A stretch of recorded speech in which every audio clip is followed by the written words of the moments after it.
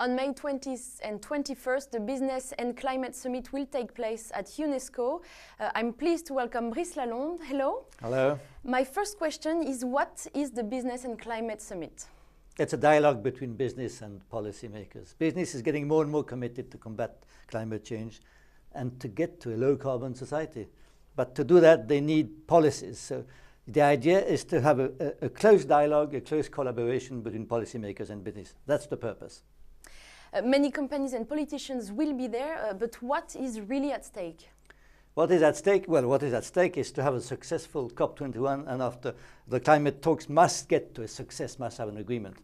And business is ready to say, we can do much more, so much more, but to do that, we need to agree on long-term policies. What is at stake is to have a stronger collaboration between business, civil society, cities and government. So who can we expect to be there? Well, many companies from around the world, from China, from India, like Suzlon, Harold McGraw, who is the president also of the International Chamber of Commerce.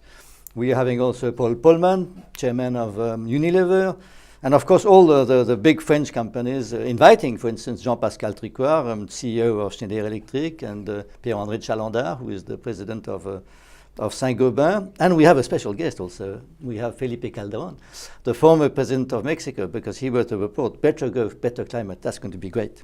So this summit is about giving a chance for companies and politicians to discuss, but what can we wait from it?